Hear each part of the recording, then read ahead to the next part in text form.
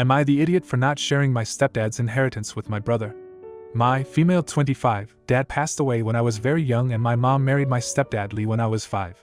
Lee is wealthy and my mom never had to work, and I was given everything growing up. The only thing we never received was acceptance from Lee's family. They were not pleased that Lee chose to marry a widow with a child. Lee and I were close and he continued to care for me even after my brother Sam, 18, was born. My mom clearly favored Sam and didn't really focus much on me. Lee's relatives warmed up to my mom a little with the birth of Sam, but I was still treated like something invisible. Sam was often invited to Lee's relatives' houses to play, and he and I are not very close. I decided to go to university overseas and Lee gave me enough money that I didn't have to work or worry financially.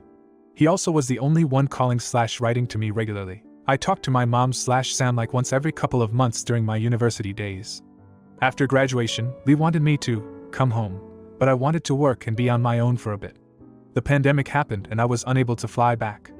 When the lockdown was over, my family came to visit me once and left when I preferred to continue working where I am.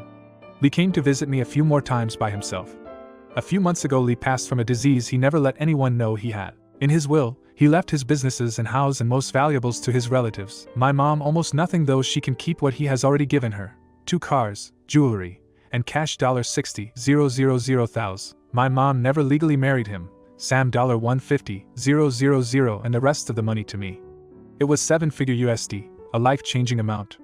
Turns out Sam is not Lee's biological child, which he found out only recently.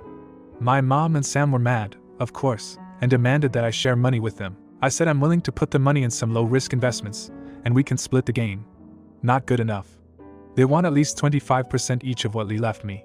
I argued that it's not like they are left destitute. Sam can still go to a good university, if he cares enough for further education, and my mom has enough money to get her own place, and the investments will give us all long-term incomes. They called me greedy and planned to take legal action, but Lee's relatives told them that they could make my mom and Sam's lives very difficult if they tried to give me a hard time and go against Lee's wishes. I intend to do as I promised them, splitting the gains from the investment with my mom and Sam. I won't let them touch the money Lee left me though, because I don't trust them to not go through that money in just a few years. Am I the idiot? Now for a few comments before the update. Not the idiot. You aren't his biological daughter, but the daughter he chose. Splitting the gains is already nice from you. But don't give your mother too much, otherwise she will pay a lawyer to sue you. Comment 2. Not the idiot. Keep the money you inherited, and do what you want with it. And please talk with a tax advisor for your country before proceeding with your plan to split the gains from the investments. Remember that because those investments will be in your name, you're likely the one to be liable for the taxes on those gains. Now for the update. I talked to a lawyer. I told her my plan to continue living overseas and that I planned on going to low contact with my mom and brother. She said I should set aside money for my mom and brother in the form of a trust fund. They will be paid X amount per month, the dividend from low-risk investments, but can't touch anything else. I don't trust them both with a huge amount of money, so this way they will always have a steady income in their lives. I know this is against Lee's wishes, but I just need to take care of them this last time. I already have a will set up that everything will go to charities. I make decent money at my job, so I set up a will a while back. My family knew this when everyone visited me that one time. Sam still has a year of school before university, so he should still be living with my mom in the meantime. My mom has a room in a high-rise that Lee gave to her a while back, so they should be fine with a place to live. I plan to support Sam's university expenses. He's not academically inclined, but in our culture he will definitely be pushed to go to university. I'm still working with my lawyer to see how that can be without having to get too heavily involved. As to why Lee never found out about Sam, my mom is mixed race while both of her children's fathers and Lee are the same race. Sam and I look like her, so it's hard to tell. Don't know why Lee decided to investigate after all this time. He was to blame for Sam being spoiled, too, with how much he had been letting Sam spend over the years. My mom is 10+ years younger than Lee. Maybe that's why she had the affair. She has a university degree, so she can find a job if she wants.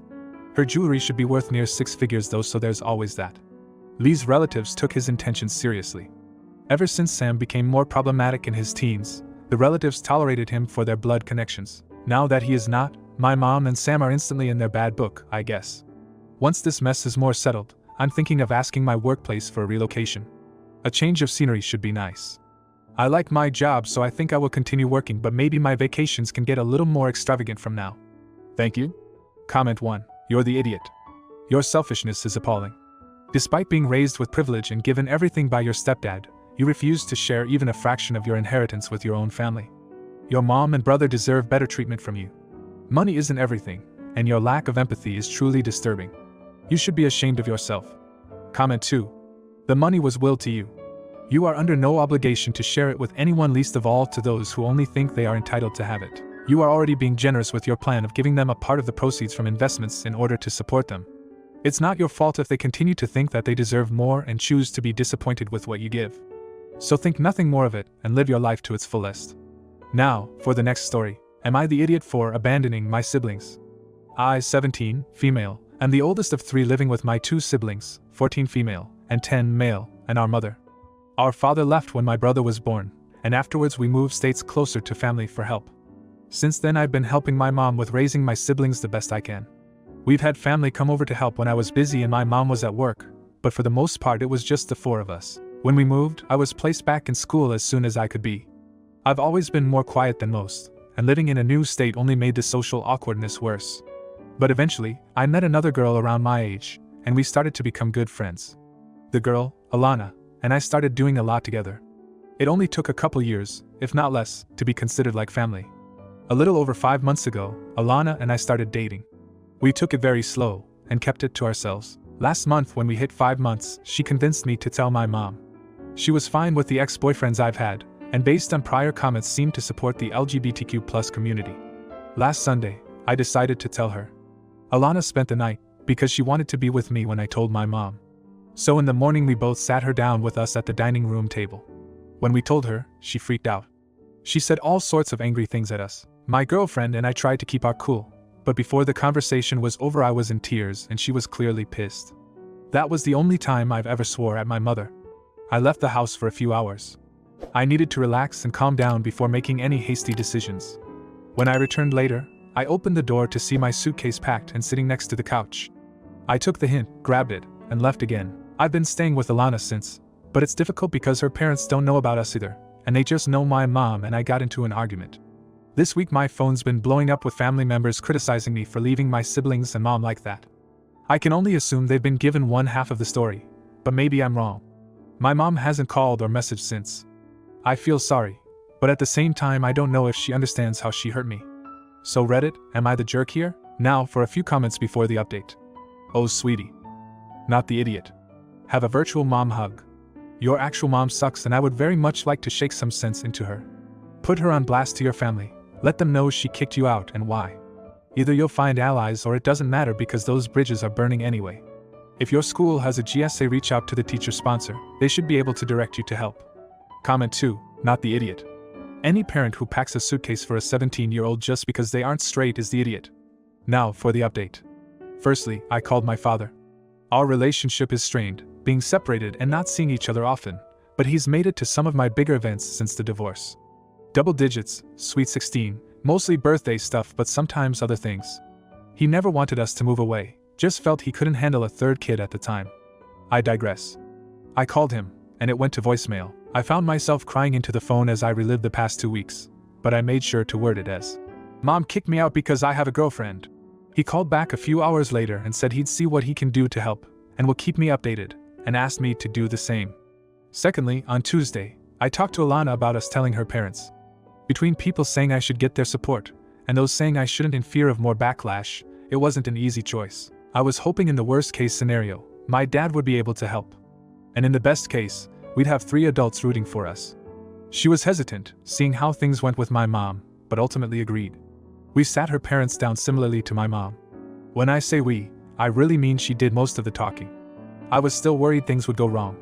She started off by simply explaining why I've been here for over a week during class finals. We tried coming out to my mom, which created an argument, and led to me getting kicked out. Her father said he wished we had told him sooner, and, "I'm sorry for failing you too, for making this feel like an unsafe place to be who you are." Alana's stepmom and dad talked for a few minutes before coming back with new rules. They wanted their couch back.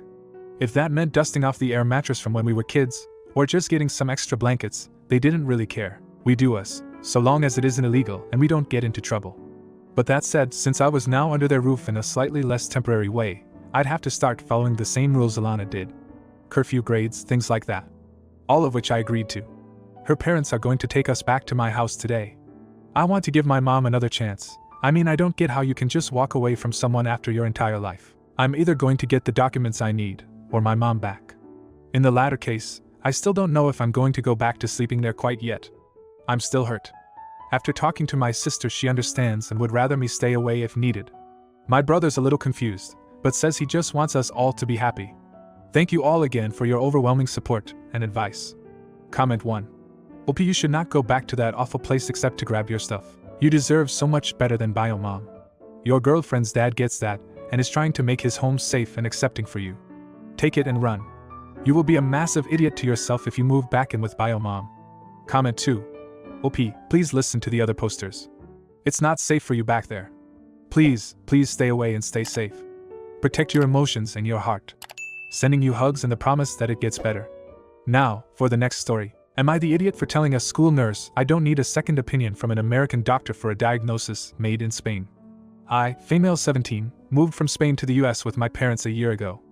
I have a very rare and severe neurological condition, which is itself a subtype of a more common and less debilitating condition.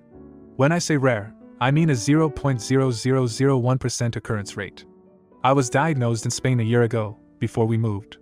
I spent 2 weeks in the hospital. They ran all the tests possible, even experimental ones. I eventually saw a specialist who's extremely well known in his field. He made the diagnosis and gave me a prescription. I went from 2 episodes a day to less than 1 a month. Now for the issue. A week ago, a new head nurse was hired at my high school. As an at-risk student, she asked to meet me. When I started describing my situation, she interrupted me, saying, "I know, name of the more common condition, cut it short." Since it's on a whole other level in terms of gravity and rarity, I still went ahead and described it. She interrupted me again and said, "This diagnosis is very unusual. Are you sure about it? I know a very good doctor. You sure don't want to have a second opinion from an American doctor?" She stressed America. I told her that all the tests were run a year ago, the diagnosis fits perfectly and the medication is working. I finally said that